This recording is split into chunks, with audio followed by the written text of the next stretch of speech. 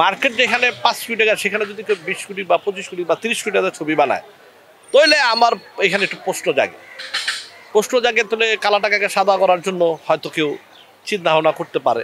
শুনছি কোন ছবিটা আমি শুনি নাই, যে কোন ছবি শুনতেছি যে 20 কোটি টাকা খরচ করবে, কেউ বলে শাকিব খানের প্রিন্স। আচ্ছা কেউ বলতেছে 5 কোটি টাকা খরচ করবে, 20 কোটি টাকা আমি শুনতেছি। তা আমার প্রশ্ন একটা অন্য জায়গার।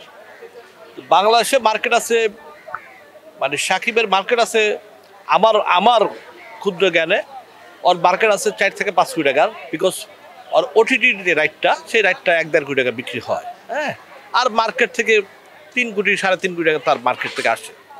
এটা তার আমার আমার রিসার্চে, এটা আমার অভিজ্ঞতায়, হ্যাঁ এইটা হয়।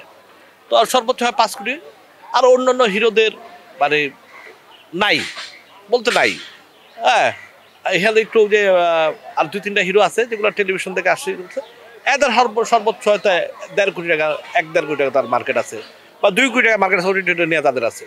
আর আমাদের সিনেমার যারা সেটাই, কিন্তু মার্কেট যেখানে 5 কোটি টাকা সেখানে যদি কেউ 20 কোটি বা 25 কোটি বা 30 কোটি টাকার ছবি বানায় তাহলে আমার এখানে একটু প্রশ্ন জাগে তাহলে কালা টাকাকে সাদা করার জন্য হয়তো কেউ চিন্তা ভাবনা করতে পারে। এই ধরনের হয়েছে বিগত, আগে অনেক হয়ে গেছে এগুলো। কালো টাকাকে সাদা করার জন্য সিনেমা একটা ভালো জায়গা, যে কালো টাকাকে সাদা করার জন্য অনেকে এর আগে অনেক বিগত মানুষ অনেকে এই কাজগুলো করছে, আমরা নিজে দেখছি 16-17 বছরে আমরা দেখছি যে ব্ল্যাক মানিকে হোয়াইট করার জন্য, হ্যাঁ তারা সিনেমা বানাইছে।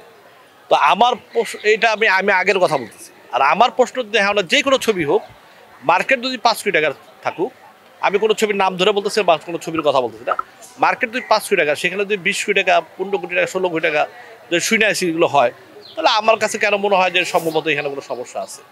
কারণ আমার কাছে মনে হয় যে কালো টাকাকে সাদা করার জন্যই সিনেমা বানাই যাচ্ছে। আমি একটা কথা বলি, এগুলো আমরা সব দেখে আসছি। আমি যদি এভারেজে সাকিবের, আমি প্রিয়তমা স্টার্ট করি, প্রিয়তমা হিট করছে, নিঃসন্দেহে হিট করছে। ছবিটা 1.5 কোটি টাকার বাজেট, ঠিক আছে। রাজকুমার 4-5 কোটি টাকা, সুপার ডুপার ফ্লপ। তা রাজকুমারের পরে কি একটা ওই লিডার আমি বাংলাদেশ, ওটা ফ্লপ, ঠিক আছে 3টা।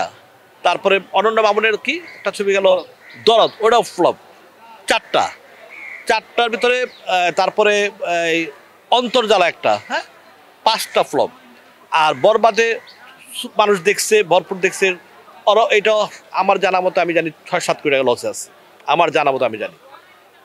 তাণ্ডবে হয়তো কিছুটা লাভ করতে পারে, কারণ তাণ্ডবের বাজেটটা খুবই কম। তা আমি এবারে যদি 7-8টা ছবি দেখি, 8টার ভিতরে আমি প্রিয়তমাকে আমি হিট দেখছি। আর অন্য যেগুলো ছবি রিলিজ হয়েছে, হ্যাঁ এগুলো তো বাজেট বেশি, কিন্তু ওই বাজেটটা তো আমাদের বাংলাদেশ থেকে উঠাইতে পারে নাই কেউ। ওই কারণে ওই ছবিগুলো টোটালি সমস্ত লস পড়ে। আর এর ভিতরে বরবাদটা একটু ভালো গেছে, লসের ভিতরে ভালো গেছে। তাণ্ডবটা একটু ভালো গেছে, ঠিক আছে লসের, হ্যাঁ। আর রাজকুমার, অন্তরাত্মা তো একলা অন্তর্জাল, হ্যাঁ টাকা উঠাইতে পারে নাই। তারপরে যে লিপু ভাই তো যে কি ছবির ছবির নাম জানি কি, দরদ, তা দরদ অফিসটাই লাস্টে চলে গেছে, ছেড়ে দিচ্ছে অফিসই ছেড়ে চলে গেছে। ছবির টালান যা আছে সব অফিস শুদ্ধ সব চলে গেছে, হ্যাঁ লিপু ভাইয়ের অফিস, ঠিক আছে। তারপরে অন্তরাত্মা তো 10টা পয়সাও পায় নাই, একদম টোটালি লস প্রজেক্ট, ঠিক আছে। তারপরে রাজকুমার, হ্যাঁ টোটালি লস প্রজেক্ট। এগুলো আমার মুখের কথা না, এগুলো আপনারা সব যাচাই করে দেখেন, আমি সত্য বলছি না মিথ্যা বলছি।